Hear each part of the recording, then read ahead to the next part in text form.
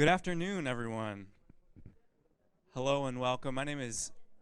Can I have everyone's attention? Good afternoon. My name is Aaron. I'm the communications director here at Crossroad Bible Institute, and I just wanted to welcome everyone here for Crossroad Conventions here at our home office in Grand Rapids. We're really glad that each one of you is here as we talk about some of the exciting things that are happening here at Crossroad. Today, we're going to share with you some stories of the amazing things that God is doing through this ministry. We're going to celebrate the past. We're going to look to the future, some amazing things that God is calling us to in the future. We also want to hear from you with your ideas and feedback on what's happening in the ministry. So we're so thankful that you are here to join us for Crossroad Conventions. Before we go any further, I just want to open us up with a word of prayer, if you would all bow your heads with me. Father, we are so thankful that you are here with us. We love you. We're thankful that as we celebrate the past, as we celebrate all the amazing things that you are doing through this ministry, God, that you are present and that we can trust you to lead and guide. Lord, as we talk about some of the future things we're looking to, as we make our plans, we're just so thankful that you are sovereign, that you are in control. We just pray blessing upon this time together, that we would have just a wonderful time in your presence and connecting with each other. In your name we pray. Amen. All right, before I turn it over to our executive director, Lisa, I want to point out to you over here on my right the Crossroads Story booth. If any of you are following us on our website or on Facebook, you may have noticed people like Terry, who's a little bit of a celebrity around here, telling their stories, sharing their stories of how God has impacted their lives through this ministry, how God is impacting the lives of people behind bars. We're really focusing as a ministry on telling our story better, because God is doing some amazing things in our lives, in the lives of volunteers across the country, in the lives of prisoners across the world. And we want to celebrate those things. We want to share them with people who are not involved with our ministry so we can encourage them to join us in this important work. We realize that there are a lot of people that don't know about us, and we need to engage the next generation in this important ministry. So what the Crossroads Story Booth is all about is that we want to hear from you guys, sharing how God has impacted your lives through communicating with people on the inside. So if you want to, after we're done, you can come to the Crossroads Story Booth. We'll ask you some questions about what it's been like to be an instructor and a volunteer at Crossroad, and just basically share your testimony of what's happened during your time volunteering for Crossroad. We'll help you through that process of sharing your story, and we'll also make you look good. Terry can attest to that. So we'll be showing Terry's video a little bit later today. But at this point, let's welcome up Lisa Blystra to talk. So we know that people are not inclined to want to be in front of a camera, so we recognize that. And seriously, as we've been out this week, in Kalamazoo on Monday, in Zeeland last night, on to Detroit tomorrow, and then back here at our home office on Monday, what I know the audience is really appreciating is the stories of life change. And so, as Aaron mentioned, if you would be so inclined to stop over in the side room when we're done today, we would really appreciate being able to capture just some of the amazing things that the Lord is doing in our midst. So I'm Lisa Blystra, for those of you that have not met me. I have the privilege of being the executive director here, and October 6th, I will celebrate my 1-year anniversary of being in this role. It's hard for me to think that I've been here a year already, but what a year it's been. It's been just an amazing journey of discovery, of looking back at just some of the amazing things that this ministry has been a part of over the last 31, 32 years. Certainly evaluating where we are today with an eye toward how are we going to sustain this ministry into the future, and even have a bigger impact on prisoners around the world. With me today, I'm fortunate we have a lot of staff people here. Karen Lloyd, our instructor coordinator, many of you have contact with her because of your roles as instructors. Karen is going to present later on this afternoon. Karen has been on staff 16 years, one of the employees with the most longevity currently.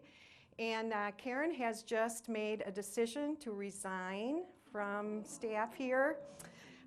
There is a young man in Kansas City that is wooing her to Kansas City. And those guys just have a way of doing that. And so she's following the call. And she is going to be finishing up her employment the end of October. And so obviously that is bittersweet to us. She has been an invaluable resource for those of us that are newer in the ministry here. And I know she also has been a great resource for those of you that are out in the field doing this work. So I just want to acknowledge Karen's hard work over the last many years. Also, J.R. DeGroot in the back with a blue shirt. J.R. joined the ministry about a month after I did. We had kind of this divine sort of connection that really the Lord fully orchestrated.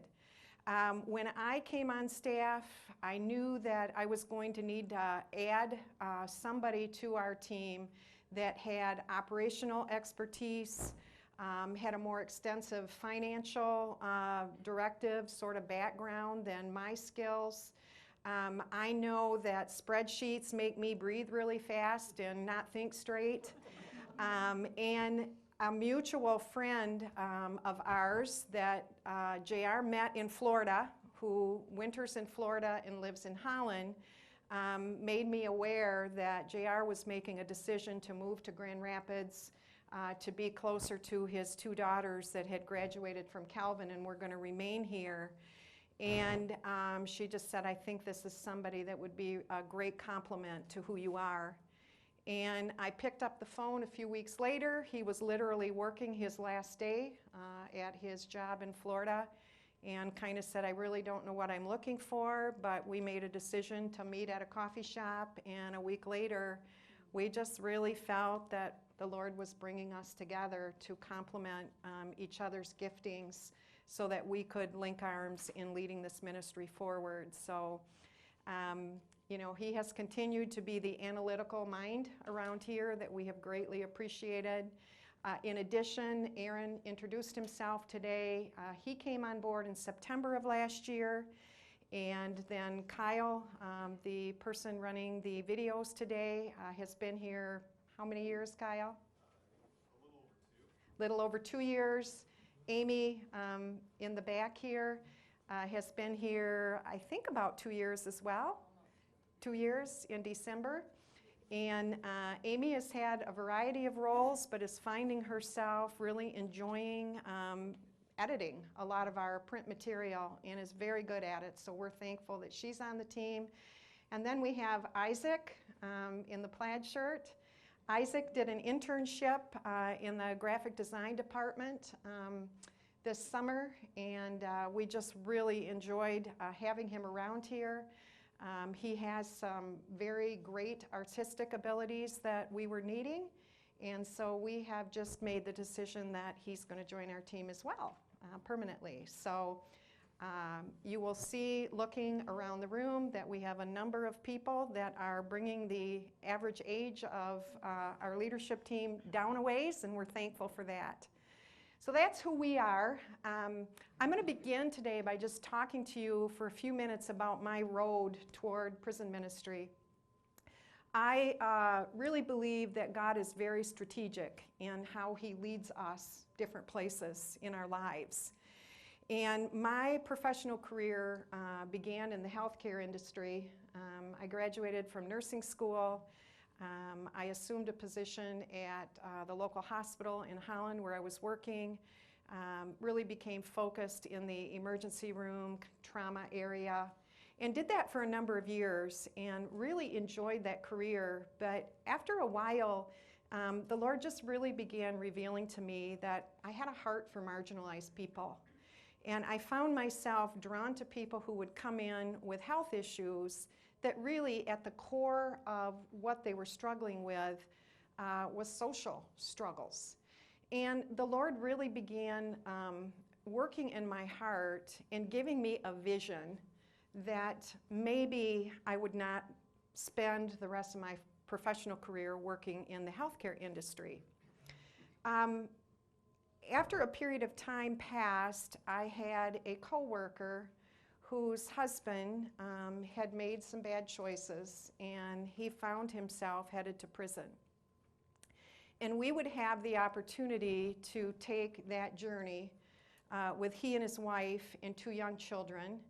They were not believers at the time, and I would, for the first time, really have my eyes wide open as to the injustice that existed in the criminal justice system. At the same time, I was positioned in a leadership role at our church, and I really began to think that this is an issue that God clearly has called the church to be in the midst of. You know, I think there's a reason that God calls out the command to remember the prisoner in the Bible repeatedly. And I think he knew that this would be a population of people that we would really struggle to think that we're connected to them. So our church really got involved in this whole thing because this friend of mine and his wife, from the time he was sentenced, or the time he was arrested to when he was sentenced, there was a 6 or 8 month lapse. And during that time, he would accept Jesus Christ, and he would head up to the Upper Peninsula of Michigan to spend a prison term as a brand new baby believer. The really interesting, another interesting part of the story is that while he was there, he would get connected with Crossroad Bible Institute. And it wasn't until I started thinking that this may be where the Lord was going to place me that I was having conversations with him, and he said, "Did you know that I was a CBI student?" So I just think that's kind of cool how God did all that. But anyways, I'm going to open this morning, or this afternoon, with this man. His name is Doug. Really, him telling his story, talking about the prisoner's experience and the role that things like CBI play in helping to rehabilitate someone. So, Doug's story.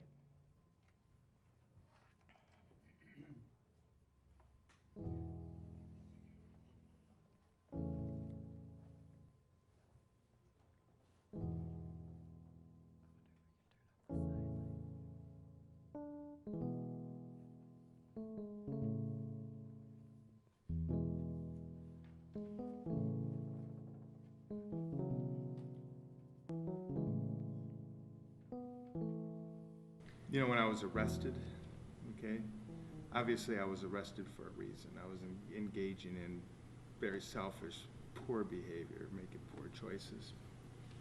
And what was interesting about it, I had a very public job, right? And probably a kind of an important job and in our community. And when I was arrested, what was interesting is that many of the folks that kind of were around us as a family, who we may have thought friends or what have you, suddenly disappeared, right? They just didn't show up at our door. And I get it now in hindsight, because I think folks that when you start talking prison, you start talking arrest, broke a lot of trust. They just didn't know what to do with it, right? They just didn't know what to do with it. But what was interesting at that time was that there were a number of people on our peripheral part of our lives that suddenly started showing up at our door, right? They'd call, they'd come over, and these weren't people we normally hung around with. They just were faithful in doing that. It was something that my wife and I had never experienced before. And it was a very trying time in our lives. Our world, just because of my choices, got flipped upside down. I had a wife, I had 2 small children.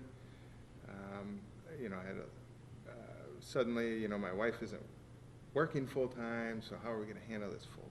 We got this whole unknown ahead of us, especially when they started talking about, you have the potential to go to prison, right? And of course, prison was not in my world, right? And so I had all these, what does that mean, right? Scary, um, didn't know what it meant, because I had prison in my head meant something very trying. I was not a church guy. I mean, that was not at all part of my world. Through their faithfulness and through the little thing I told you about, through their presence, right, they were making impact with me. They started sharing a different message with me, one that I had never really truly heard. And they didn't do it, just come out right, say it, but they started inviting me places. And one of the places they invited me was to church. Through that, I just started reading the Bible. I started in the Old Testament because I could understand the stories, right? I loved the stories. But then that just started kind of an appetite to start digging deeper. And ultimately, someone asked me, what would happen if you died today? What would happen? And that led to other things, and I ultimately gave my life to Christ, which just changed the whole direction of my life. But as time got closer to going to prison, and by then I knew that I was going to go to prison, and I had been attending this church for a number of months by then. It just got a little scarier. It became a little more real. But what I found in the church is that there was, and people knew here that where I was headed. I saw no judgment, no unkind word, nothing but support. Yeah, shortly thereafter I had to go to prison. And it was tough. You know, I went from home, like home with my wife and kids, to court, because I was out on bond, went to court, sentenced, instantly the handcuffs are thrown on you, right? And you're handcuffed to a group of 12 other men, right? And then you're wheeled off to the jail. Prison, you instantly learn, and it is instantly made known who you are. You are a convict. You are an inmate. Your rights are terminated. Right?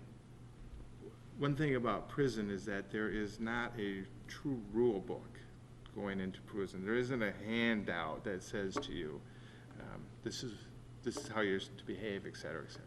But most of the rules that are in prison are the unwritten rules, right? That you have to learn. How do you act? How do you behave? Who do you talk to? How do you stand? Where do you go? I was sent to what they call a reception center. It's a very, it's an odd term. You'd think it was kind of a soft term for a reception center, but it's not. It's prison. And it's prison with bars that are catwalks, 6 stories of cells in a block, right? You're in your prison cell for 23 and a half hours a day while you're processed through. And that took about a month and a half or so. And everybody's kind of pooled together that comes in. And then from there, you're classified and sent out. I was sent out to a prison in the Upper Peninsula. And, shackled in a bus with a whole busload of other prisoners, stopping at all the prisons along the way, right? And they dropped me off in the Upper Peninsula in the middle of winter, went from no snow to lots of snow, right? That was literally over my head. And I was put into prison there. It was all new to me. I was rather in shock, very worried about my family, how are they going to be taken care of. I was put in prison, and it was not, there weren't cells there per se. It was more communal living, but very much a prison. And I was put in a prison that actually had twice the number of prisoners in it that it was designed for. So you can just imagine we were on top of each other. And when you're on top of each other day in, day out, it can be quite difficult. In fact, it can get violent at times.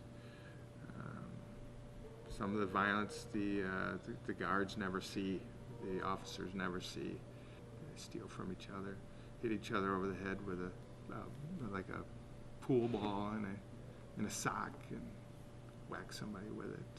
You know, being a new Christian walking into a prison, you know, as a new Christian, and I say as a new Christian, I didn't even know what that meant, quite frankly, right? I was still learning who this Jesus is, right? Who did I give my life to follow? What does it mean to walk as a Christian? One thing I did know is that before I went in, I vowed I would not come home the same man that I went in as, and I was very diligent about that. And I've since have met many men in prison that have made the same vow. To say, I cannot go home the same man that I came in as. In prison, and I don't want to be too derogatory towards the prison, because we all put ourselves in prison, right? But it's a challenge for the prison system. You know, they have a task to do. They have a job to do. But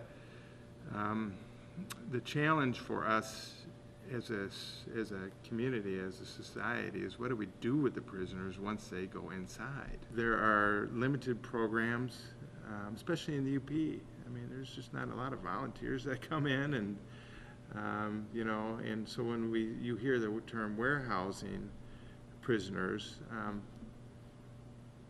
yeah, we're doing it. There was nothing for me to make myself better that the state was going to put on, except for a few groups that I needed to go to. I had to learn how to jail first. I didn't know how to jail, right? There are ways to jail that are healthy. There are ways to jail that are unhealthy, right? There are some men that can literally sleep 20 hours a day, right? It's an art that they figure out how to do. But there are others that say, you know what, I'm gonna make the best of every day. And when I came to prison, I was fortunate enough that a group of individuals surrounded me. They actually sought me, being the new guy, and they were at the Christian group, and they became deep friends to me, and they helped me learn how to jail healthy.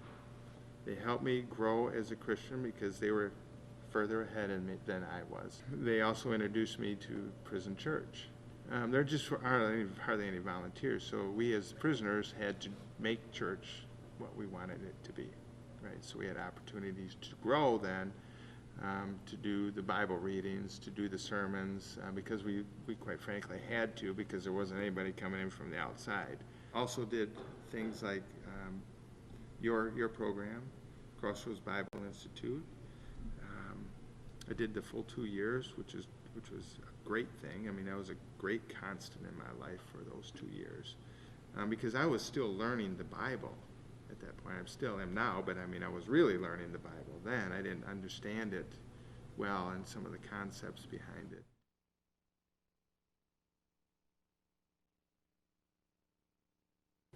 A typical prisoner is not me, right? I mean, there are a lot of me's in prison. But if I looked at, if I gave you a generalization of who a prisoner is, it would probably be, at least from the male perspective, number one, we as men put ourselves in prison much more often than a female does. It's like 9 to 1, right? I would say that the prisoner is probably a minority, right? It's 50% African American. Young, grew up without a positive role model, potentially violent, running with a crowd that did not have other people's best interests in mind, right? Had a very selfish outlook on life. Not probably been exposed to the church. And maybe as a child their grandmother brought them to church, but as they grew older, they left. Does not have an understanding of what a healthy father is. They don't have a true understanding of what a healthy father is, let alone a father we cannot see. A father that we need to look for in other people, right? They don't understand that. When you're corresponding with somebody, what was helpful for me was encouragement, because I basically grew up without a father as well. You need to encourage them, need to speak truth, never talk to them about their crime, because that'll shut your door immediately. But challenge them. We like to be challenged. When I go into the prison with our volunteers, when we as a church go into the prisoners, once you start building that trust with them, they like to be challenged. They like their thinking to be challenged, right? And you can do that in a not disrespectful way, in a healthy way. Just say, did you think about, when you're looking at their Bible lessons, did you think about? Throw more of those in, as many as those that you can into them. Did you think about, without giving them the answer sometimes, so that they can say, I didn't think about that. Many inmates don't get a lot of mail, right? And so what I would see the inmates doing is that they would go through, they would hang on to everything, right? Anything that was written to them. And so so for your volunteers, you can bet that they are re-looking at what is written to them multiple times, right? And so if you're sending them a challenge, they're looking at it, they're reading, at least reading it multiple times. I kept some of my letters for years. I just kept them. They were kind of like a source of comfort for me, right? Because every day we're interacting with other inmates, right? Some of those inmates don't have your best need in mind, right? I mean, so you're kind of living, you are living in basically a very unhealthy environment. And so when you get something positive that comes towards you, you latch on to that. And that's why it's up to us now, at this point in my life, and our volunteers, and for you as Crossroads, to try to breathe into the inmate to say, no, you are part of our community. We care for you, right? Never touching them, so you can never justify what brought them to prison, right? Our goal is to say, no, you are a man, right? And this is how we walk as men, right? And to help them, move them from here to there. But at the same time, the benefit of doing that is they, too, are helping you move from here to there. Because once you and I realize that we, too, are broken people, right? And sitting in front of me is a broken man, right? And we're really no different, right? That we're two broken people trying to figure out life. How do we behave? How do we do the next right thing, right? How do we grow the kingdom? Where we're at in life, together. Because your Crossroads volunteers aren't able to go into the prison, right? And so that becomes a challenge for them as well, because they're writing back and forth and not really meeting that person face to face can present its own challenge, because you're trying to encourage somebody through letter writing or through comments that you probably will never meet, right? But I just want to encourage them that what they are doing truly does matter. It does matter. We all have our piece in life. We all have our gifts. We all have our capacity. Not everybody can go into the prison. And I'd say not everybody should, or not everybody will be allowed to go into the prison, right? What's nice about Crossroads is that someone can do that at home, right? And truly breathe life into someone who needs some life breathed into them, right? Because you don't know where that prisoner is. I mean, they may be at a juncture in their life where they're ready to make a change. They may have that moment through that letter writing, through those words, to say, you know what, I can't do it this way anymore. It may be that point. It's my role as a volunteer. My only role is to be faithful and to be available, right, to the best of my ability. And from there, right, God takes the rest, right? It's up to the Holy Spirit. And so if I do this to the best I can, let God take the rest.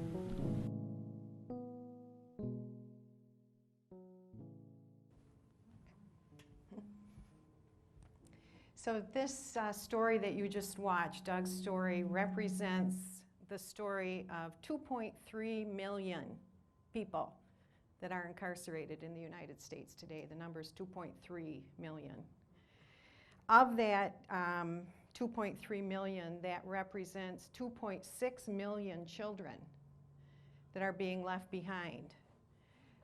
If they're fortunate, they're being raised by the parent that remains home that has the capacity to do so. Some are being raised by grandparents.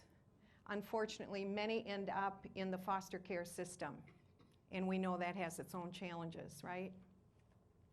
We know that of the 2.3 million, 700,000 of them will be coming back into the community in the next 5 years. 700,000 will be coming back home. We know that of those 700,000, 2/3 of them will reoffend within the first 3 years that they're home. And of that 2/3, 50% will go back to prison. So we have this revolving door sort of system and a criminal justice system that is not working today. We know that there are 65 million people in the United States, that's 1 out of 4 living in the US, that have somehow intersected the criminal justice system. So beyond the students that you're working with today, there are likely people in your sphere of influence that have been to prison, are on their way to prison, or have connections to somebody in prison that either you may know about or you may not know about. So I guess I bring all these statistics forward to say that we have a crisis with a broken system in the United States today. We for so long have had this sort of thought process that we can lock bad people up. So how do we lock up and put away bad people? Where really the question needs to be, how do we send good people home? Because people are coming back to our communities either the same or worse than when they went in, or better than when they went in. And I think you heard Doug mention on the video that oftentimes there are people behind bars that really want to do life differently. It doesn't take long for them to realize that what they're doing is not working when they find themselves locked up. He also mentioned that the state does not have the resources to provide the programming that is needed to ensure that people are going home better than what they come in. So even when you think of some of the things like, inmates that are struggling with substance abuse, mental health, some of those things, the state can't provide the resources needed to fix some of those things. And that doesn't even take into account that the primary thing that's broken that causes somebody to end up in prison is that their moral compass really needs to be reset or readjusted. And we know that that best happens through changing the spiritual environment or the spiritual thought process of an individual. The organization that God gave us to make a change in somebody's spirituality is the church. So really God's plan to fix this problem is the local church, and there really isn't another plan other than that. And I don't need to, I feel like I'm preaching to the choir because you guys are already engaged, but what we know is that if we unleashed the full capacity of churches across the United States, we really could fix this. So the church exists because there are broken people in our midst that desperately need to be reminded that they matter. And that's the population really that we're working with, and it's our call to bring them hope. So the upside is that Crossroads has moved into that space over the last 30-some years. And I'm happy to tell you that we have somewhere around 5,500 volunteers that are serving as instructors across the United States, and another somewhere around 1,500 volunteers that are serving in similar roles around the world, that are really following God's command on their life to bring hope to people who desperately need to be reminded that they matter.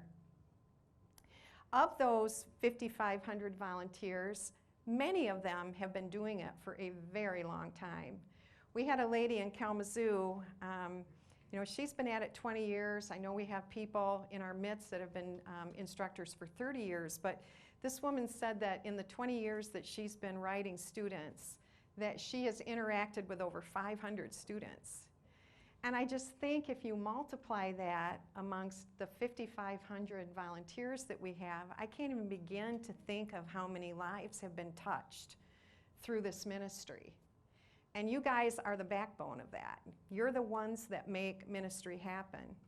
I said to somebody the other day, you're also all the appendages, because without the people that we have scattered across the U.S. that are in the field, that are weekly corresponding with inmates, we would not be able to do what it is that the Lord has called us to do.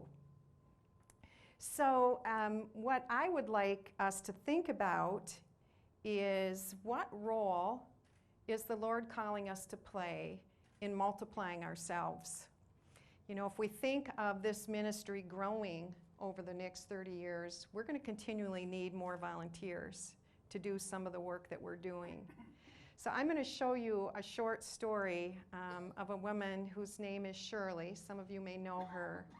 But her grandson was doing a video story on her life. And as he began talking to her, he did a section on her commitment to being a CBI instructor. And I'm going to show you that video in a minute, and I think you'll see yourself relate to this.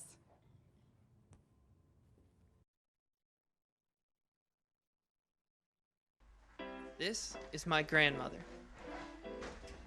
Your mother's cookies, but I have banana bread too. We call her Saint Shirley. To her 49 grand and great-grandchildren, she's the patron saint of homemade cookies and whole milk. You want to sit by the table or you want to... Here, I just want one. I am the thesis of her prayers, her nieces and her nephews. But that's not the only reason we call her that. You see, for 13 years, my grandma has become pen pals with men and women across the country, people she's never met, and probably will never meet, because all of them are incarcerated. Joseph is another one, very interesting, very intelligent, and smart. Oh, maybe I moved him into this one, the other one. I'm sure the other one is about 2 years also. Unless it's in here. I don't usually have trouble like this finding them. Oh, that's all right. I have students from Florida, and I've had them from Virginia, I've had them from Illinois, from California, out east, just almost all over. And I know I can't relate to them in everything, I know my home has been totally different than most of them. I have a large family, and I'm very involved with them, and I'm very close to them. Some of them don't even know what an ordinary family life is, and I try to tell them a little bit of that. I want to help them enjoy life. I know they don't have the same opportunities, but it's just something to give them something to think about. It's almost the end of October. When I look out the window, my eyes confirm it. The skies are bright blue, and as my daughter pointed out at dinner, the yellow leaves against the sky are brilliant and shining.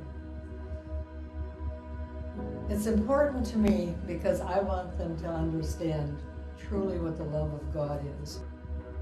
But I think Christ loves them all. That's what he died for. In John 3:16 it says, God so loved the world.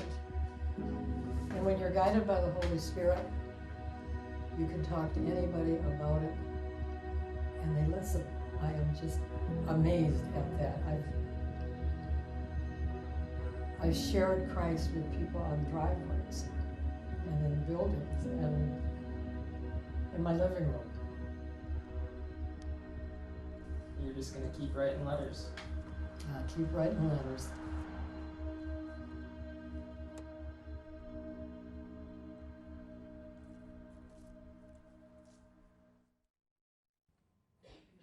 And so you all keep writing letters, right? It's awesome. I'm going to talk for a little bit about some of the things that we have been discovering about the ministry over the last 11 months. In the year 2015, we had almost 32,000 new students contact us wanting to get enrolled in Crossroad Bible Institute programming. And that's a pretty impressive number.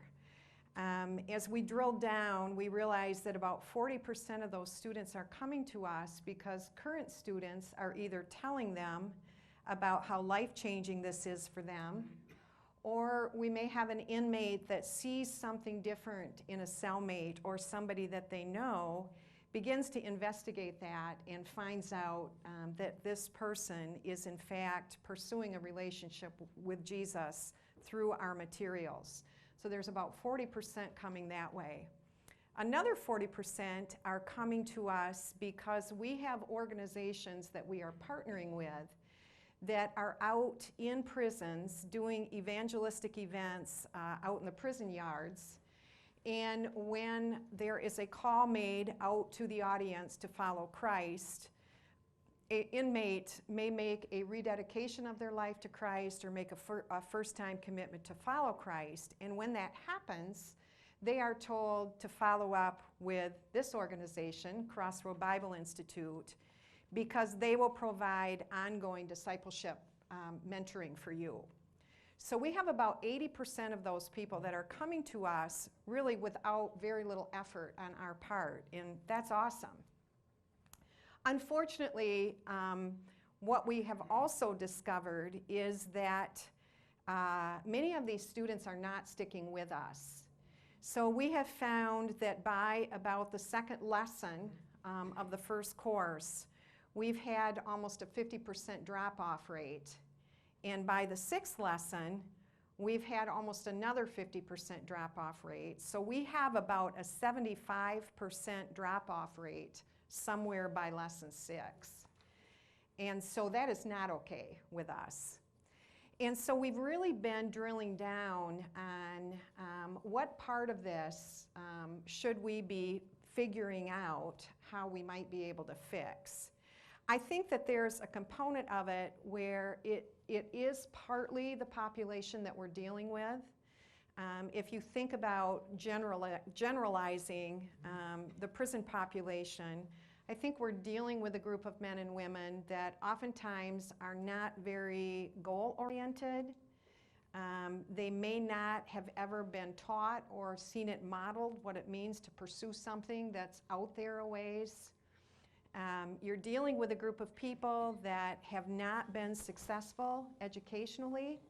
So anything that has sort of an educational, school, academic feel to it, they maybe are not drawn to. So I think a portion of what we're dealing with is that. But we've been able to conduct some focus groups with inmates here in Michigan, and we are also learning that for many of these men and women, the entry-level point to Crossroads is simply too difficult. They are getting courses that have words that they don't understand. Many of them have had minimal or no exposure to things of the faith. The inmate of today is not the same inmate of 30 years ago. You know, we know that 20 or 30-year-olds 30 years ago, oftentimes even if a parent was not taking them to church, grandma was. And we know that 20 and 30-year-olds grandmas are not going to church anymore. So we are moving into a generation of young adults that are biblically illiterate. And I think our intro point to what we do assumes that somebody knows how to begin to navigate the understanding of the text. You know, one of the things that was really encouraging with the focus group that we did in Muskegon was Aaron conducted that and asked a group of 20-some men how many of them had a desire to read the Bible, and everybody's hand went up. You know, even people that are not following Jesus know that the Bible is good for them, that knowing God is good for them. But then when he asked how many of them were reading the Bible, the hands went down. There was kind of an uncomfortable sort of laughter in the room. And when he started asking why, it wasn't that they didn't want to. It was like, we don't know where to start. We know that there is good word in here, but we don't know how to understand what's written on the pages. And there was a great intrigue on the part of that group that there was actually people on the outside that had a desire to journey alongside of them as they discovered the incredible value and wisdom that the Bible has. So I think what that has reaffirmed in my thinking is that we may need to look at a couple of different entry points other than, you know, lesson 1, Great Truths of the Bible that we have today. What I don't want to do is talk about what's broken and not talk about what's working. Because for many of our students that get beyond the initial lessons, they have a tendency to stick with us for the long haul. Beyond that, the number one reason that students drop out is they can't afford postage.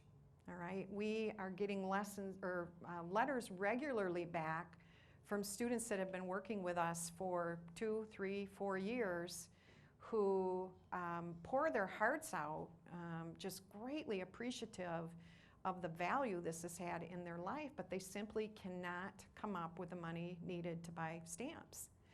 So the other thing that somebody shared at one of the focus groups was there was a man who said that he makes enough money in a month in prison to buy a jar of peanut butter and 2 stamps. That's how far his paycheck goes. And inmates in the state of Michigan are fed on less than $1.50 a day. And so really, peanut butter is not a luxury. It's almost a staple for these men and women. And he said the 2 stamps that he was able to purchase, he promised to write his mom once a month and his daughter once a month. And I had a really hard time thinking that his Bible study should get sent back ahead of those 2 things. So I think that we have an issue that should be pretty easy to clear up. It really bothers me to think that we may have 1 or 2 shots at changing the eternity of somebody, and what's getting in the way is a postage stamp. I really believe that the Lord is calling us to be an organization that is generous, and we are really spending some time here as a staff to try to figure out how we can change that. To put it in perspective, we have a $330,000 line item in our budget that's postage. $330,000 we're spending a year on postage. And as you know, our entire system is very dependent on the mail. Letters come back from students, they get processed here, they go out to instructors, and then all of you are generous in putting a stamp on an envelope that goes back to the student. But we figured that that piece of paper gets touched somewhere 7 or 8 different times in our process. So we've been thinking about, even if we were to lay our lessons out differently, that maybe we could package 4 lessons that go out to the inmate at one time with 1 stamp, that then we could take the other 3 stamps and we could pre-postage what comes back to us. So we're really trying to figure out a way to do this differently where we can still be excellent stewards of the resources that we've been given, but that we're fixing some of these things that are definitely barriers for our students. Another thing we're learning is that we have students that have been faithful, that have been involved in Crossroads now for a number of years, and they're running out of things to study. And so when that happens, then the student drops off. And while I'm sure all of you think about, well, that's not good for the student, we're hearing from students who are saying, I'm facing a lengthy sentence, maybe a life sentence, and I just am so sad that I don't have anybody to help me navigate the complexity of where I find myself. But what's been interesting is we've been reading letters from instructors who also are really troubled. I spoke with a lady in Zealand last night who told me that she had a woman that she had been writing to for 7 years who finished the courses. And so the way our current process is set up, that means the communication between the instructor and the student also ends. And she was telling me that at least once a week, she wakes up during the night and the Lord has just placed a burden on her heart, wondering how this woman is doing, wondering who's caring for her, wondering who's encouraging her in her further pursuit of things of faith. So I think we really feel committed to creating a process where students become lifelong learners of the Word of God. I think that discipleship probably doesn't have a stop date and a start date. And so we're looking at how do we continue to add to our curriculum so that a student never runs out of things to study. So those are some of the changes that are ahead as we look at expanding our curriculum. As we talk about that, another challenge that we have is that we have an aging volunteer base. And that's wonderful. We love it that there are a lot of retired folks that are involved in this ministry. We know that it is life-giving for students. We know it is also life-giving for instructors. But we are not bringing a pool of replacement folks in at the pace that we need to. So we are not replenishing our volunteer pool, and we need to be purposeful in doing that. So we've really been talking, especially having a young communications team has been really helpful, but we've been talking about, you know, how do we communicate the story of CBI in a way that will engage the next generation? And I think all of you know that communication today looks very different than it did 30 years ago. You know your kids, your grandkids, some of you that maybe have joined the technology environment at a greater level than others in the room know that things like social media, Facebook, Twitter, you know, the internet, websites, email, that our 20s and 30-year-olds, that's the way they communicate. We had a group of Calvin students here in the spring that were doing a class on social justice reform, criminal justice reform, and there was a young, I don't know, I think they were freshmen or sophomores, there was a young man that raised his hand, and as we were talking about how we deliver our ministry, he actually said, how do you write a letter? And I mean, that's a fair question for the youth of today. And so we know that to attract that generation, we have to be telling the story of CBI differently. So we are in the process. We have consulted a marketing company that is going to help us redo our website. The stories, a couple of stories that we shared today, we really want to be doing more with sharing short stories of both how this is impacting volunteers, how it's impacting students. We are blessed today that we seem to have a steady stream of CBI students that have been released, that are doing well, scattered across West Michigan, and we've been able to talk with a number of them, so capturing some of those stories. And then what we intend to do is populate Facebook with those. We want to make sure that they're going on our website, that those stories are going out to instructors. And while we understand that can have great impact, we know that the best storytellers are those of you that are living this. We know that Grandma Shirley talking to her grandson about why she does CBI probably has greater impact than anything we can do. So part of what I'm asking you to really think about today is who in your sphere of influence needs to know why you do what you do. You know, do your children know? Do your grandchildren know? A couple of ladies shared with me today that it was a friend who told them about CBI, and the initial response was, I don't think so. The friend was somewhat convincing and said, you ought to try it, and I think you all know that if you try it, you stick with it.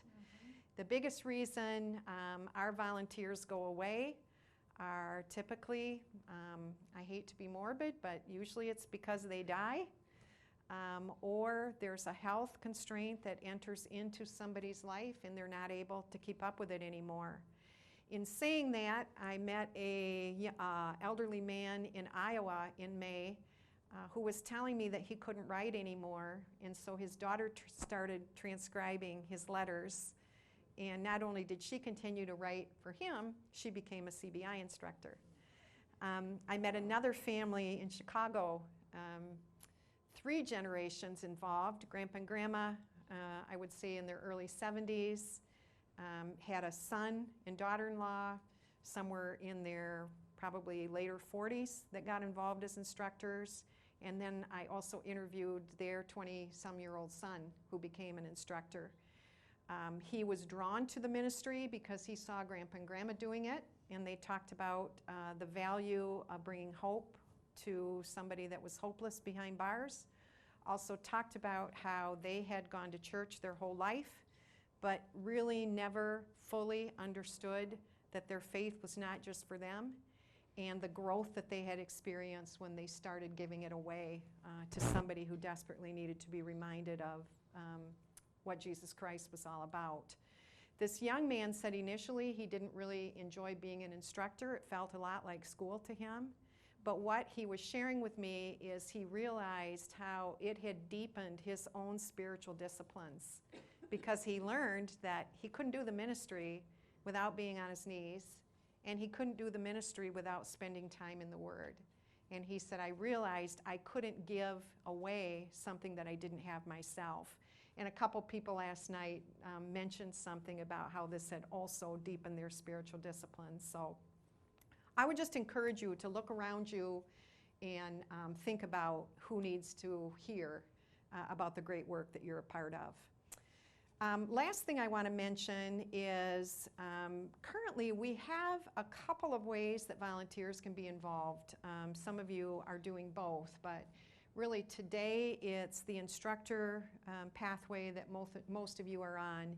And then we have somewhere around 200 volunteers that come into the office and work downstairs in 3-hour blocks of time, administrating all the details of making this ministry happen. Lessons come in, there's data that needs to be entered into the computer so we can tell exactly where a student is along their coursework. Sometimes there's special requests that the student has that need to be dealt with at the office. Then those lessons are packaged, they're prepared to be sent out to instructors. That whole sort of processing, the administration of that, is a very timely task. And honestly, it's all done by volunteers. You know, we could not afford to pay people to do what volunteers do. So this ministry, again, it happens because of the efforts put forth by volunteers. What we also know is that you know, we have to come up with some other ways to introduce a more youthful generation to the work that we're doing. And we were approached by a high school teacher at one of the local Christian schools whose grandparents did Crossroads, and they were going through a serve project with a group of students, and I'm going to show you their story as an example of other ways that people can be involved.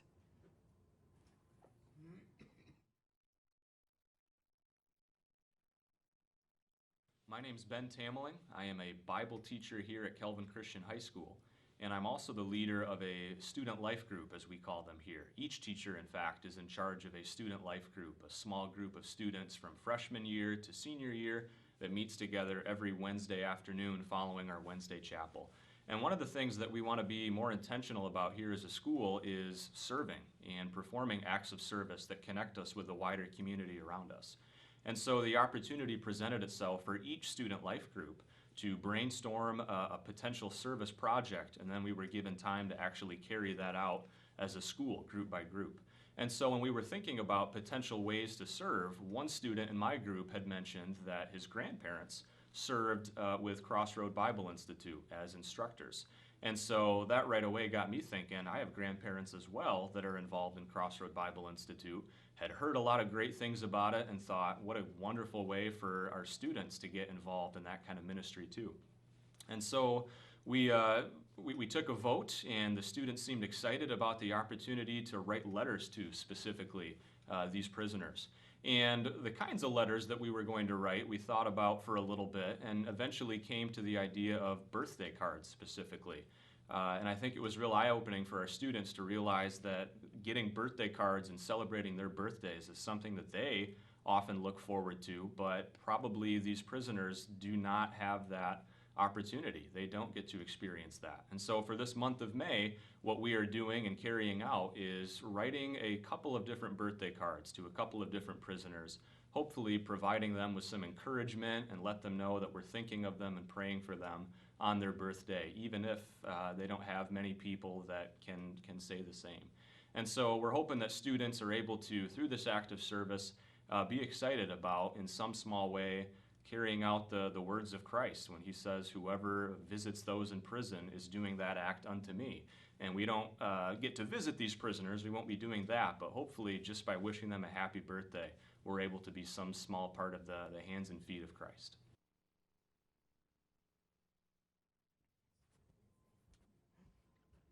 So that was something that actually they came up with and approached us on, so I thought that was pretty exciting.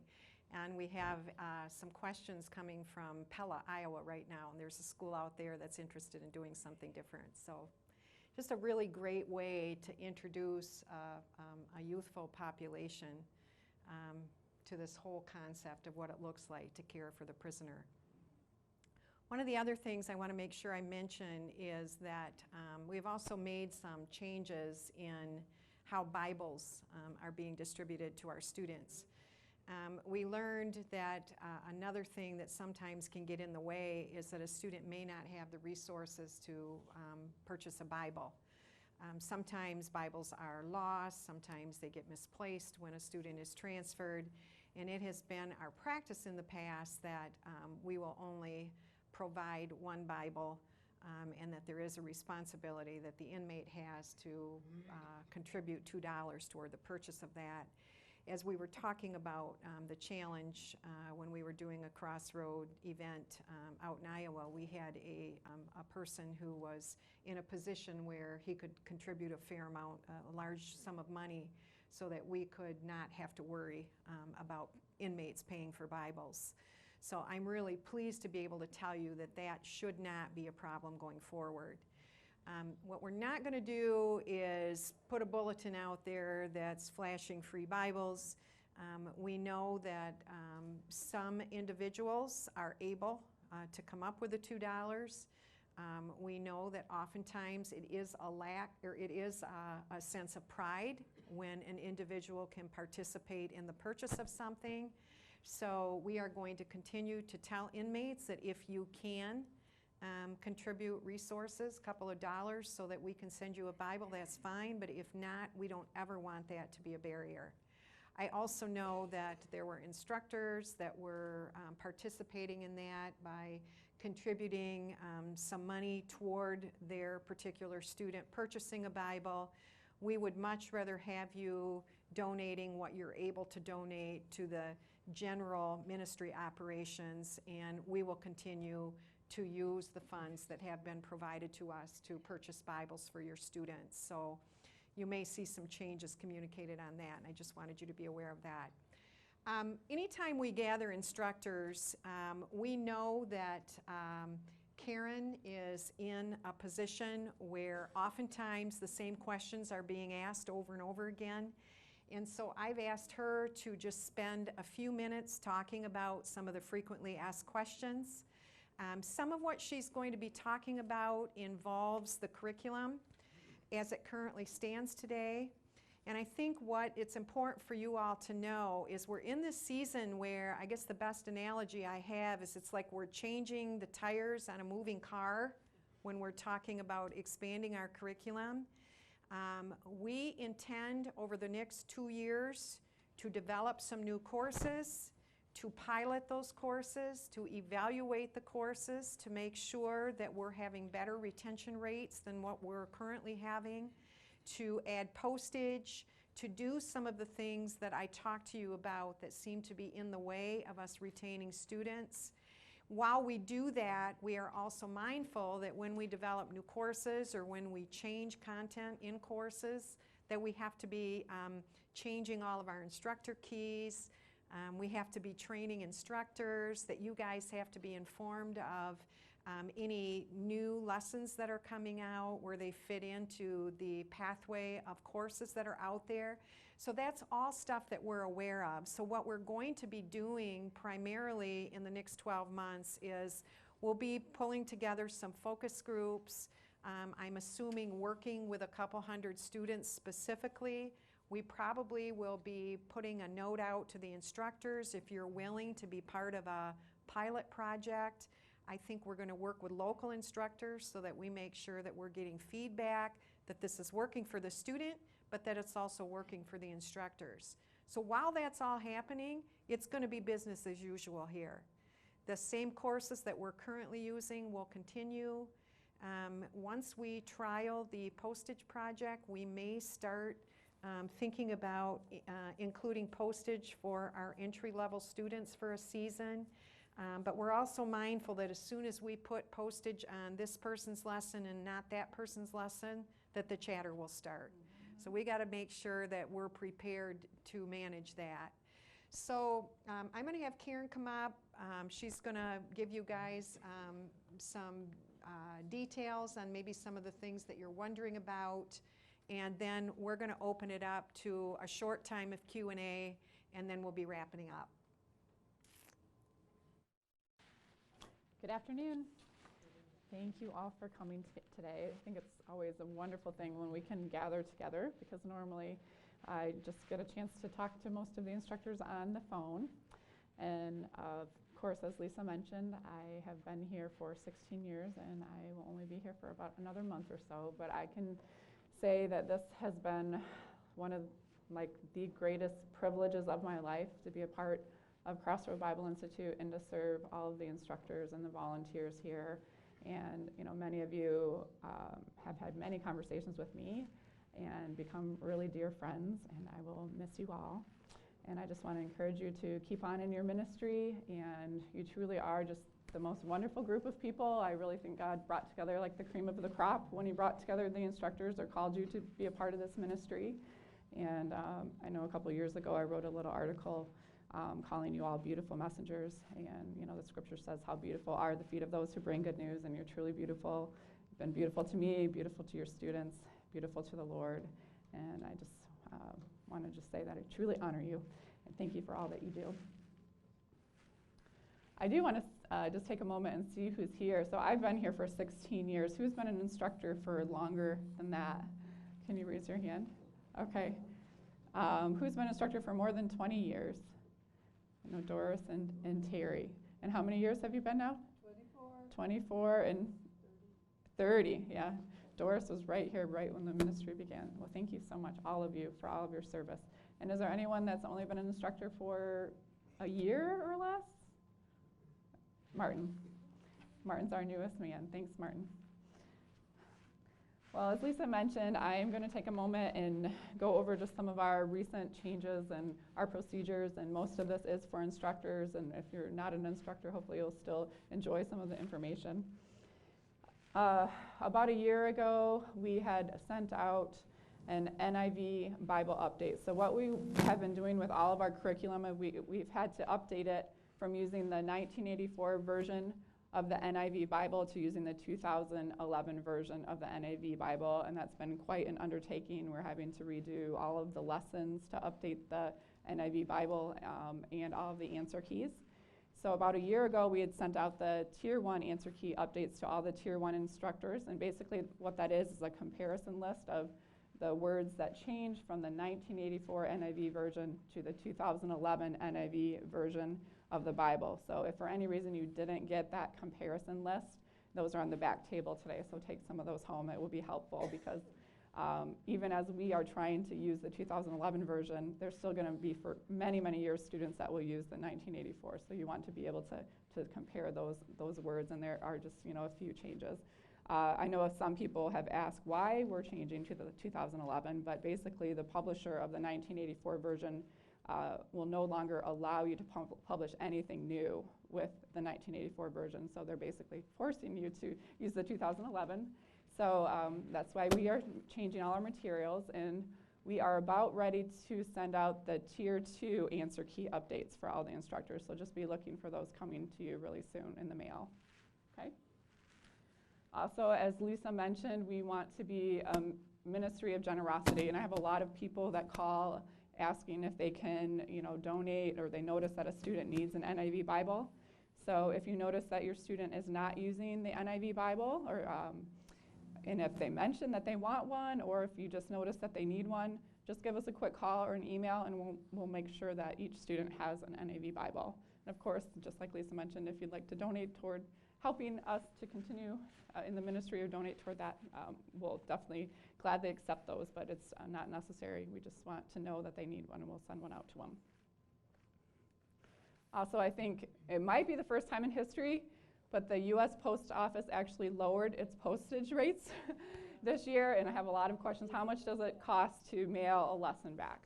Well, it is the 2-ounce postage rate, and for a while it was 71 cents, but it's actually only 68 cents now. So you should be pretty safe to put 68 cents on almost all of your lessons. So that's a lesson with a roadmap, with a letter, even with the Crossroad Journal of the Arts in it. It usually should go for the 2-ounce. Now, if you're a long letter writer and you add a couple extra pages, then you may bump it up to the 3-ounce rate, which is 89 cents. If you go to the post office, you can purchase the 2-ounce stamps. They'll just give you the 2-ounce stamps. I have a lot of people that say, well, I always just put 2 forever stamps on because I'm not really sure. Just want to make sure there's enough postage on there, but then you're using a lot more than what you need. So it's 68 cents currently.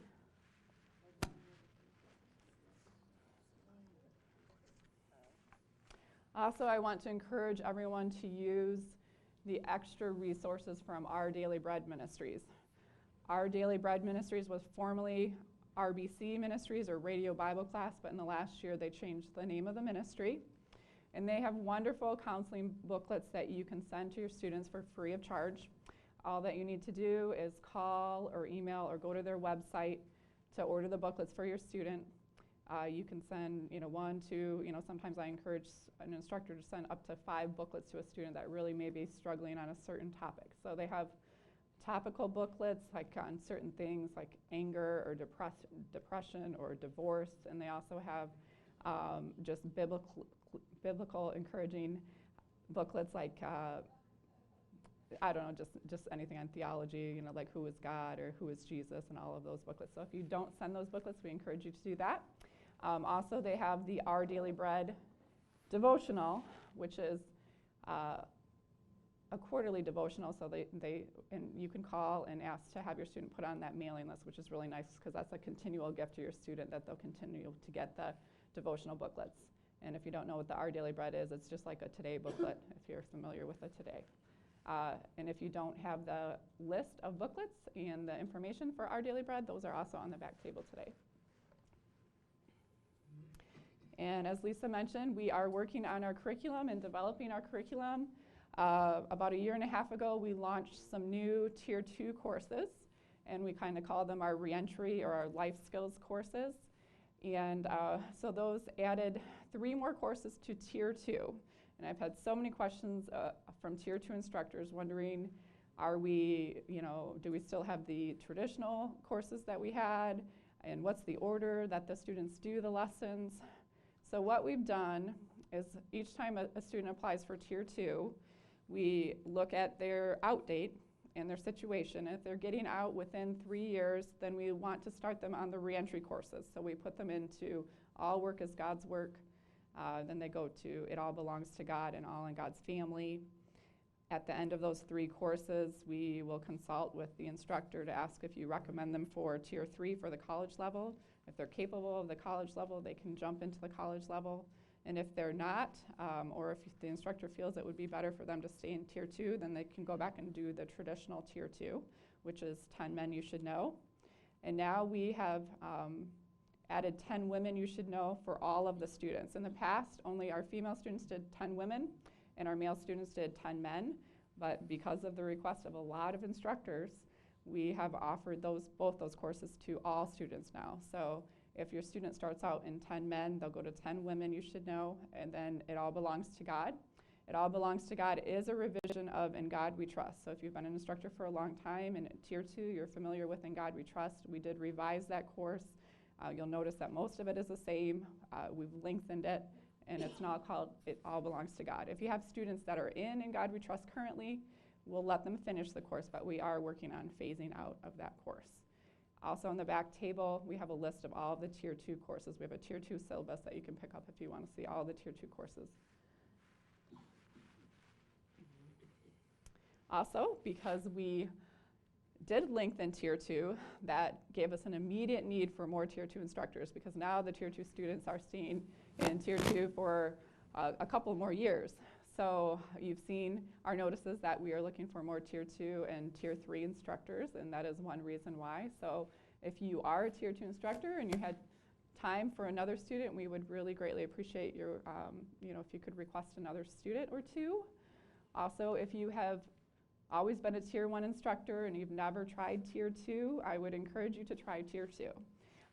A number of people think that Tier 2 is a lot more difficult to correct, or it's going to take more time, but truly the Tier 2 lessons are not more difficult than the Tier 1, and they're the same format. They're a booklet style with a roadmap. But what will change is that you will be assigned a personal student. You will be their only instructor. You will mentor them for 2 to 6 years. You'll be able to work with the same student.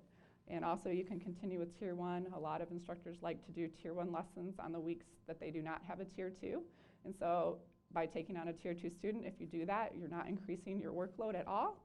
You would continue just to do 1 lesson a week, and it would be helpful for all of our Tier 2 students that need a mentor. So.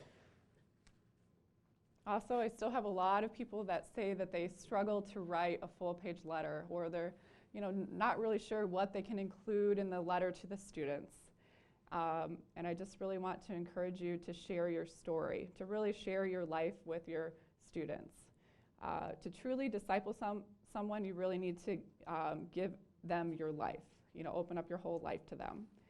So I encourage all instructors just to look at your students truly like your spiritual sons and daughters, and share stories with them that you would actually share with your own family members, things that you would want your own children to know. And I know all of you have had a lifetime of wonderful experiences and also hardships and trials, so I encourage you to be open and share different things that you've gone through in your life, the ups and the downs and the trials, the good things and the bad things, and also share, the wonders of God's creation and how you're blessed every day.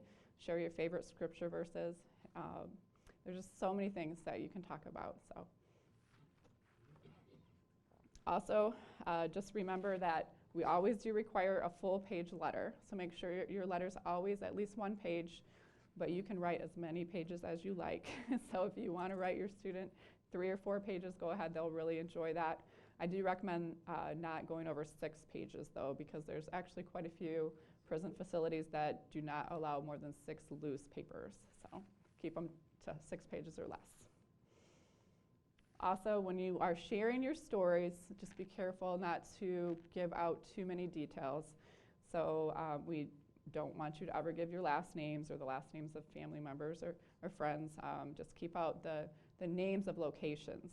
So, you could say that you were a school teacher and you worked at the John Hancock, but you wouldn't say that you worked at the John Hancock Elementary School. So you could say, I was a nurse, but you wouldn't say what hospital you worked at. So those are the things that you can share everything, just leave out those details. Okay, I'm going to take a moment and just go over even some of our basic instructor guidelines that we just tend to have to remind people about a lot. And most of these items are contraband in prison, so if you send them to your students with your lessons and those lessons will get rejected by the prison, we'll get a violation note from the prison and the lessons come back to us, and then we have to sort through them and resend them to the students. So just remember, don't send any personal photos of you or your family. Don't send any money. We have had quite a few people that think they could put in just $2 to help with the postage for the Bible, but you can't send money to the prisons. And again, no postage stamps are allowed. No blank envelopes or blank stationery. That's a common thing that you would think you could send, but you can't. They have to be able to purchase those on their own. No books. The reason that you cannot send a book or a Bible on your own is that the prisons have very strict regulations about books. They have to be brand new, shrink wrap, sent from a publisher. In the past, we tried to allow instructors to send books, but even if you told the publisher, do not put my name on it or information, what would happen is they would. So it's just now a guideline that we don't allow instructors to send books on their own. But however, the booklets from Our Daily Bread Ministry are a great resource, and that's another option for you. No pens, pencils, and other sharp objects like music CDs. They can break a CD, and it can be a real, a weapon, used as a weapon. So, and no laminated materials like bookmarks.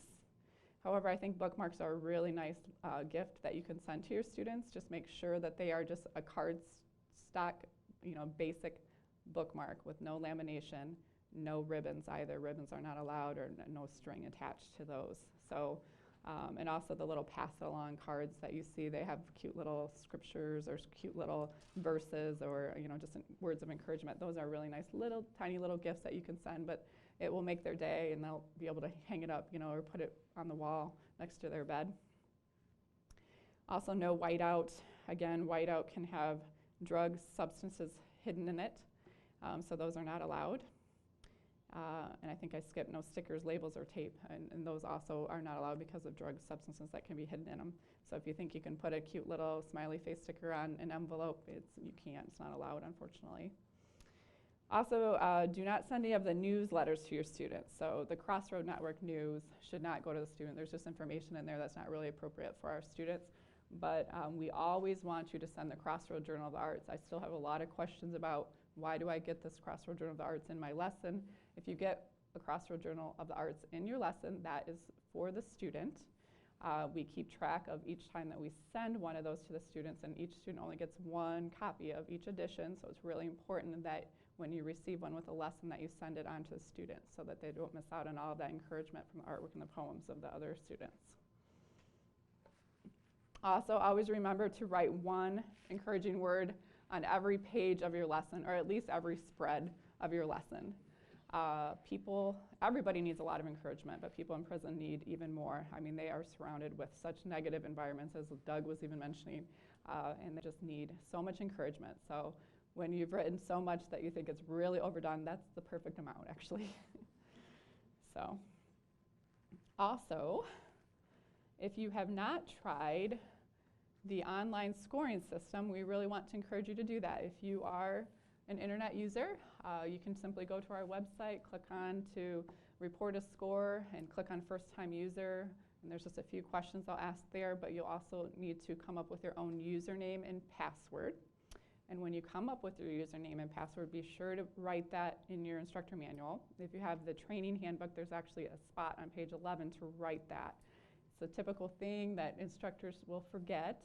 And it is case sensitive too, so if you had used a capital letter or a lowercase letter, then that's exactly how you have to enter it each time.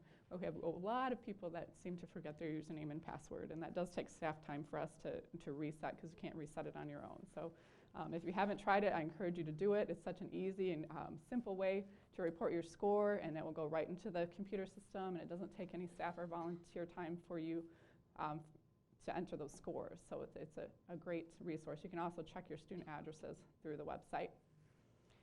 And as Lisa mentioned, we are working on becoming more tech savvy and reaching out to the younger generation and doing more with the internet and computer and email. So please be sure that we have your current email address. But if you don't use a computer, it's fine. We are going to continue to always put everything that we put on the computer in print form as well. So, don't feel like you can't be an instructor or you can't do it because you don't use a computer. That's fine. We're always going to continue to send things through the mail. And our students probably for many, many years will not have the ability to use a computer. So we will keep sending the lessons by mail. Also, we ask that instructors always keep an instructor log sheet. So that's where you log all the lessons that you've corrected with a score report information. We ask that you do this because unfortunately we do have problems sometimes with our website or our computer program, or human errors do occur where for some reason we just miss information, we miss score reports. So if we're missing any score reports from your record, we will let you know and we'll ask you to re-report those. So it's really important that you always keep a log as a backup. And if you need any extra log sheets, those are also on the back table today. You can also print those from our website on the resources page. There's a number of resources for instructors on the web page. So we just ask that you please keep the instructor logs. I know a lot of people feel like if they report it online that they're safe because it says it's been submitted, but unfortunately it doesn't always work. And also it's a great way, like Lisa mentioned, that you can see all the students that you have been able to reach out to, where 5 years down the road you'll be able to see the hundreds of students that you've been able to reach out to, and it's a great way to remember to pray for some of them as well.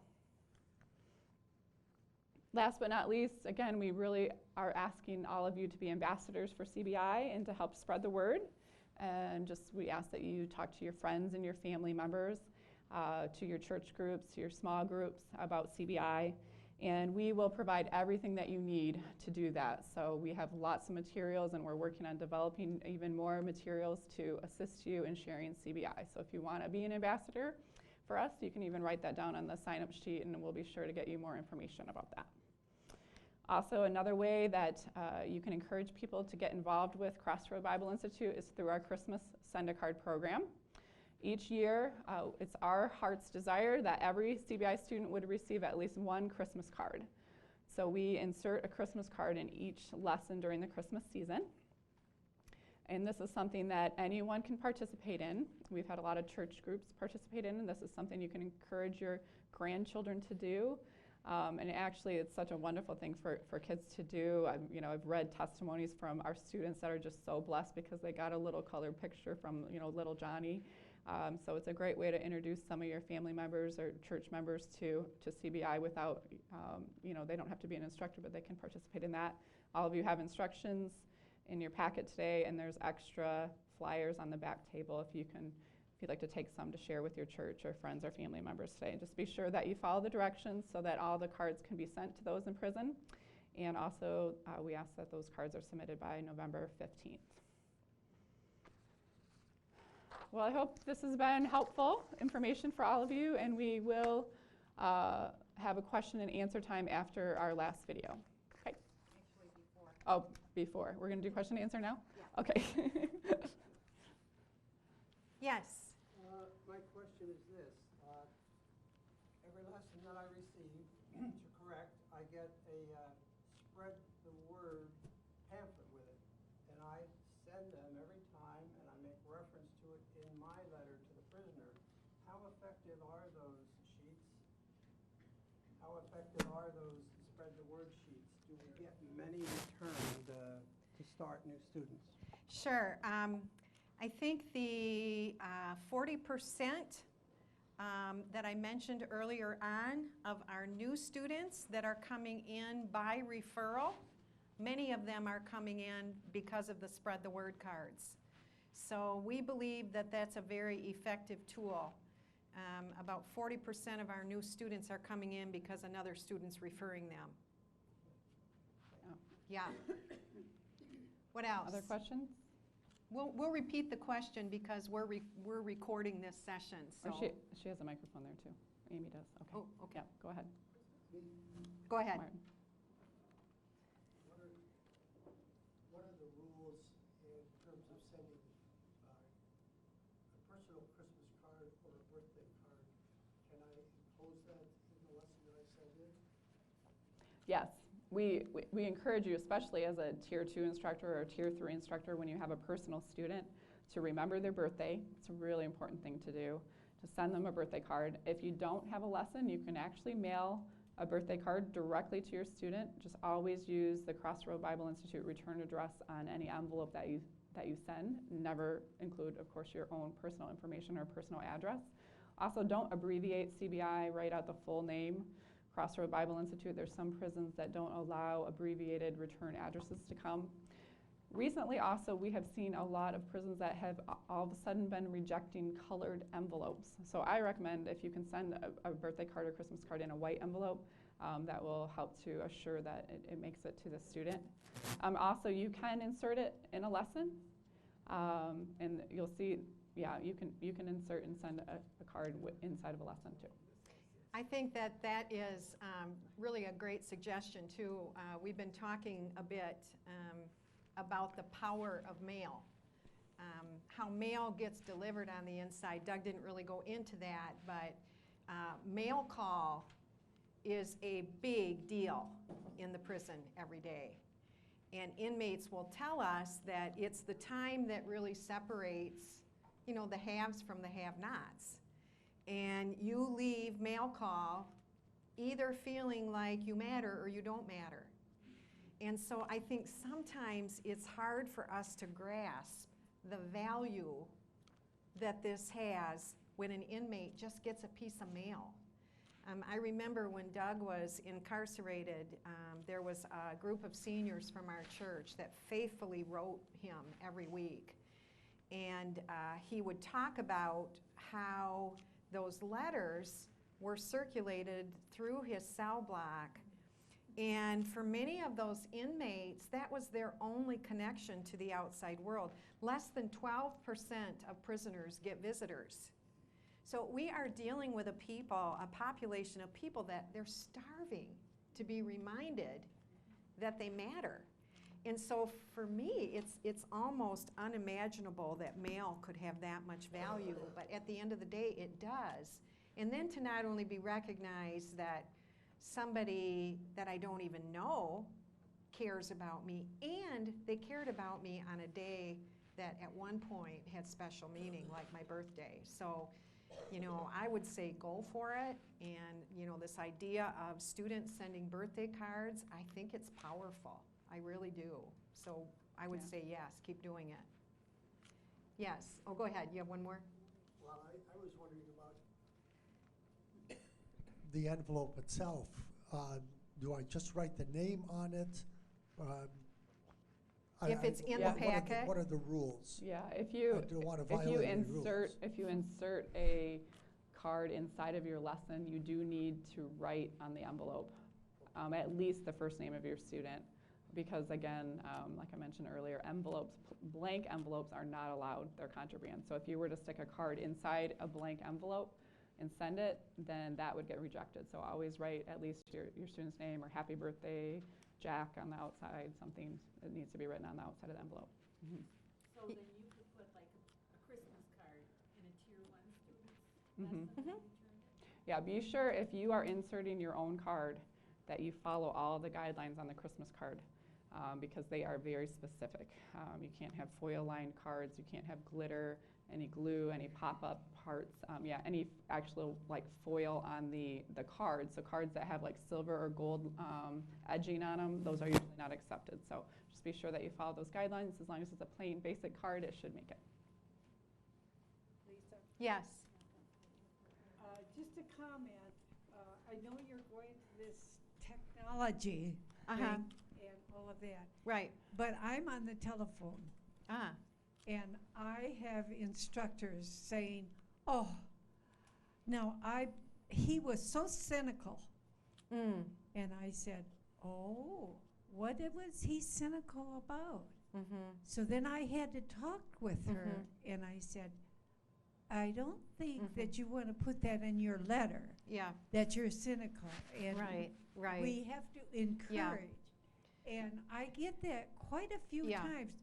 I'm so glad I could talk to you because you encouraged me how mhm. to write Yeah. my student. Yeah, So I that does have its, yeah, I think one of the things that we really want to be doing with better use of technology and telling the inmate story is there is a pretty wide gap between your worldview and the worldview of the inmate. So when an inmate does something, in your mind it means something. They have a very different measuring stick than you do. And really, we talk about it being almost like a third world culture. How when you evaluate something in sub-Saharan Africa and in the US, it means two very, very different things. So I had a man say to me last night that he had written twice and the student didn't write back, which to him indicated, I guess he's not interested and I'm moving on. And I think in our standard, if you're in the game, you're in the game and you write back, because that's what people do. But if you were raised in an environment where that was never modeled in your home, we're talking about people whose soft skills have never been developed. You know, by the grace of God, most of us were raised in a home where our parents taught us soft skills on what it means to follow through, what it means to be respectful, what it means to be appreciative. Those things that our mothers and our fathers taught us, we have a group of people that never learned those things.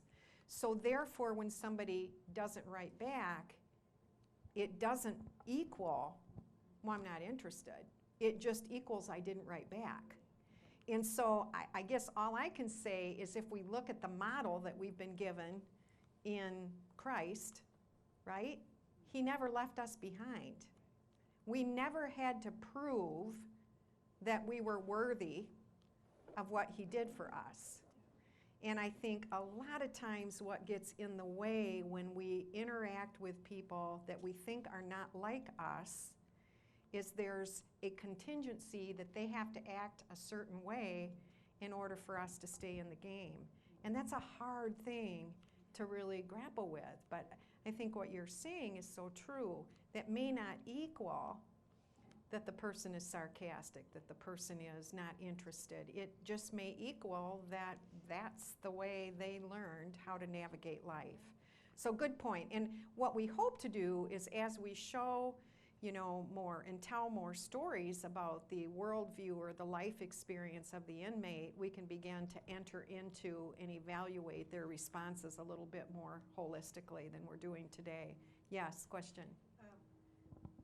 Just to add, probably everybody knows this, but I know that when finally one of my students does write me, they have such a sense of shame, and it's not that they don't think that we're interested. They know we're not interested, right, because they're not worth being interested right. in. Very, very good point. I think that the few things that the criminal justice system is built on is individualism, divide and conquer.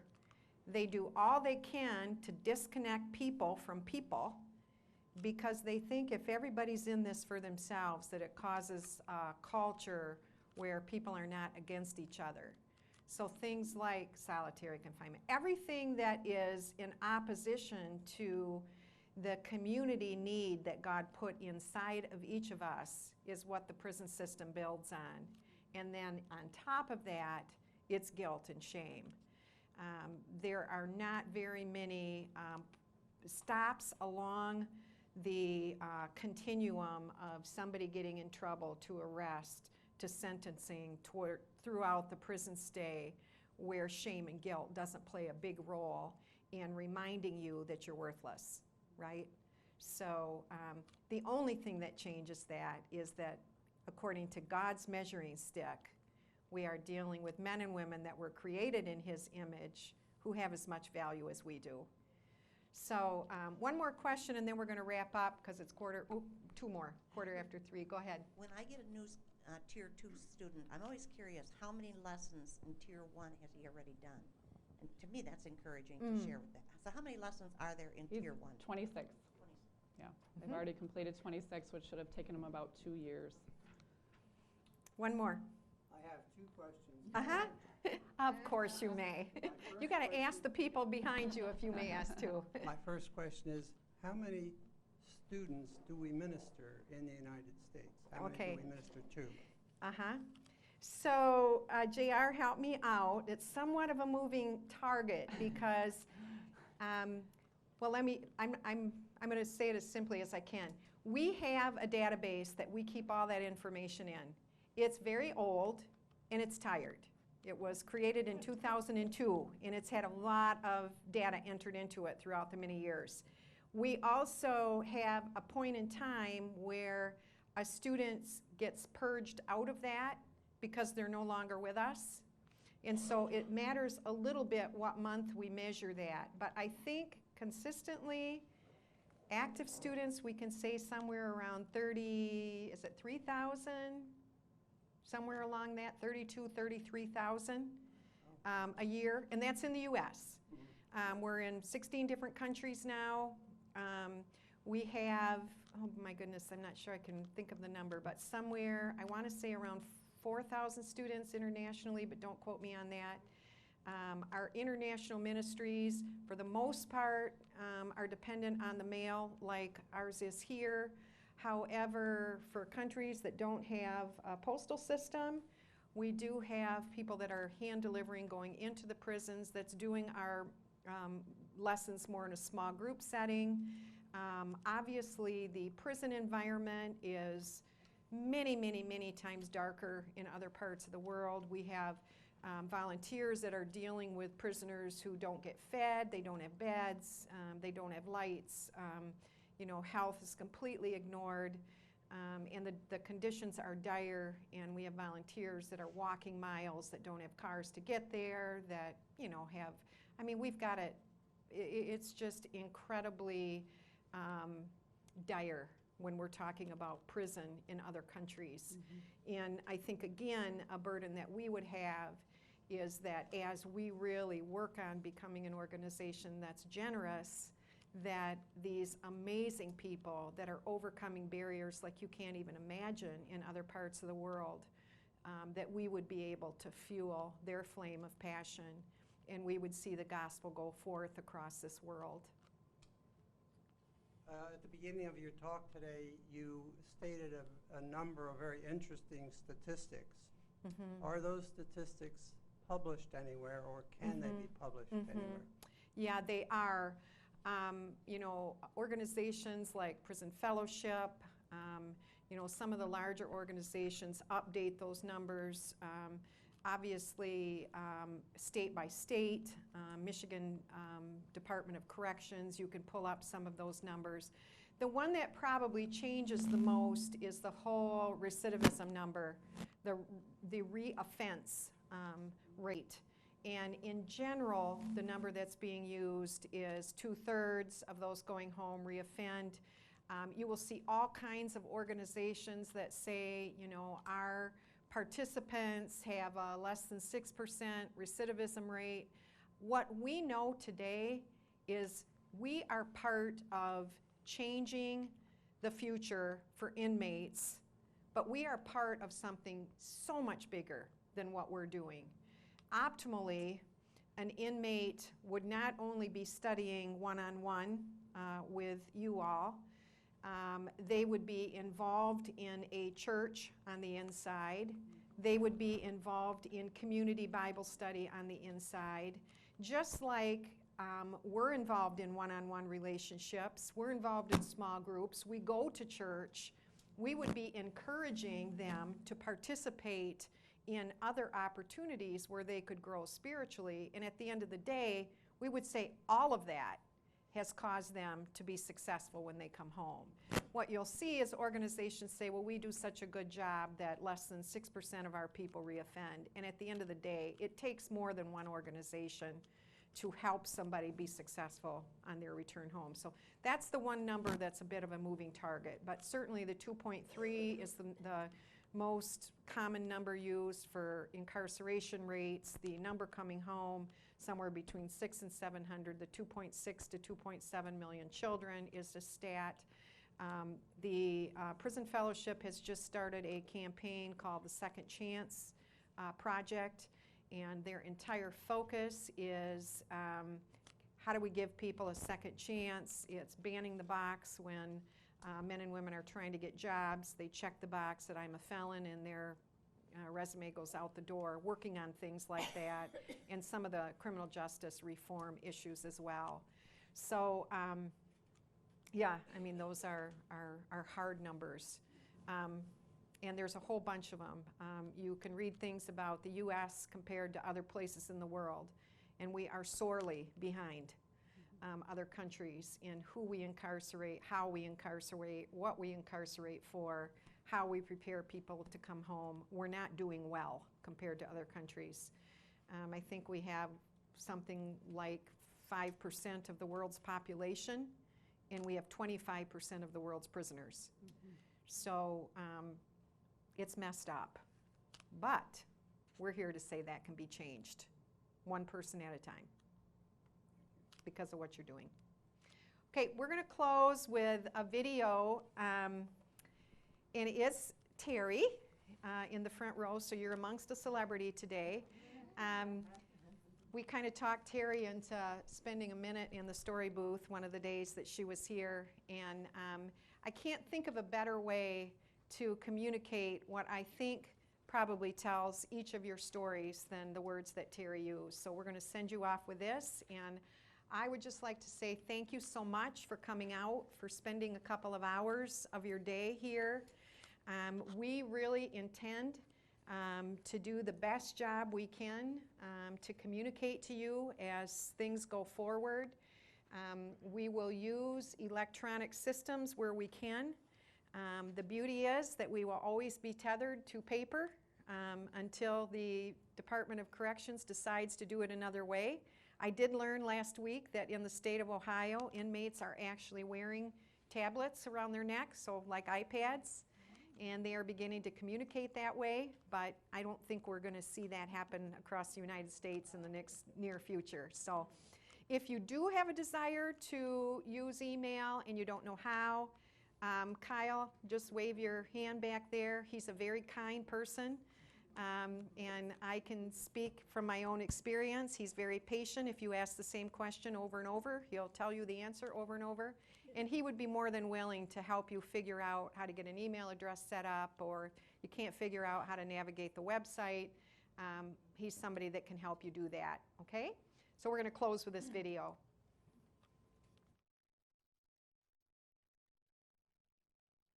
This is Terry.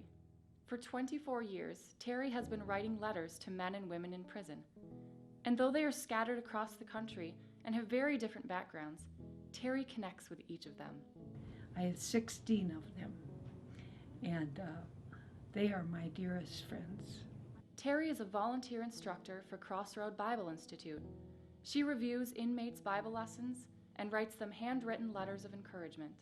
I'm very, very personal in my letters. I like the communication. They feel free to talk to me about their problems. One of my students, James, off the streets of Los Angeles, he didn't have any education, but he had to sell drugs to keep his mama going. He would write me 4-page letters, and I just loved every one of them. I have Saul. He was put in prison because he was charged with murder. But when I got his letter, he said, "But I did not murder Terry." And I believed him. He has been very prompt in all his lessons. He was a counselor in hospitals, clinics, and so forth, but he was sent to jail. I just got a letter last week saying, "Terry, it's been overturned." And he said, "I was counseling for my own prestige. But now, when I get out, I'm going to be counseling to to the glory of God. And that just, I had the chills, and I had a few tears. Terry also volunteers in the Crossroad home office, answering phones and encouraging other instructors. That has been such joy, because I hear these 80 and 85-year-olds saying, I never shared Christ before. And I say, and so when I'm on the phone, I'll say, isn't it a wonderful blessing, so that I can bless them and they can encourage me also. Many of the instructors have said, oh, I look at prison in an entirely different way now. I go past a prison, and they are people created by God, and He cares about them. I just encourage anybody, just any age, it will be the greatest blessing in your life that you've ever had. And to think that you're a part of God's kingdom and ministry is such a wonderful thing. So who could say no to that? So we captured that through Terry's words, but I know that that probably is the heart of most of you in this room. And so it is our honor, it's our privilege, we are humbled that we get to serve amongst you.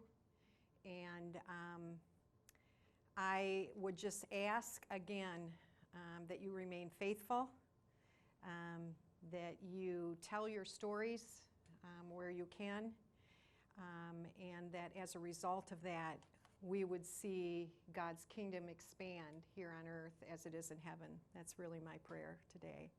So thank you for being here. I just have a quick question. If we would recruit volunteers through our church, do you have like a training session every 3 months or something here? Or would we have to train them at our church? Yes and yes. I think that if we would actually have people that were raising up groups of people, we would be honored to do a training here, but we would also be willing to do a training in your church. We have not done much of that recently because most of our volunteers come because one person tells one person, and that person actually gives the office a call and says, I want to get involved. And then we have material that we can send you, and you can do training from your own home. But certainly we know that there is strength in numbers. We know that people sometimes appreciate that face-to-face contact, that interaction that occurs in a group. And it is our desire that we would have churches that are involved, not just individuals from churches. We know that our best marketing tool is the 5,500 instructors we have. We have challenged those instructors to do CBI. We have not necessarily been real thoughtful in equipping them to be ambassadors or be catalysts in their church for change. A woman last night that is not an instructor that came to our presentation in Zeeland said that her eyesight is so poor that she's not able to be an instructor. But oh my goodness, what she's doing in her church to raise awareness of the plight of the inmate and the potential for change through Crossroads is powerful. And so we can go to churches left and right and stand up in front and talk about this great work. And obviously it's great work or we wouldn't be doing it. But it doesn't even compare to the value of you talking about it because you're doing it. So yes, we will help with training. I included in your packet today a green piece of paper. Sometimes we talk about tell your story and people are like, well, I don't know how to do that. I don't know what you mean. Answering those questions, you know, how'd you get involved? Why'd you get involved? What's it mean to you? Why do you stay involved? And what would you say to somebody who's hesitant? If you think about those questions, that's really sharing your involvement with somebody else. The other thing is we put envelopes in there. If you want to fill out those forms and send them back to us, we will be happy to put your stories on our website because, again, what encourages is your words. So let us help you with that, okay? thanks again, everybody. The story booth, Aaron is pointing that way. I'm sure you're all just waiting to get over there and be in front of a camera. He'll make it really painless. Yes.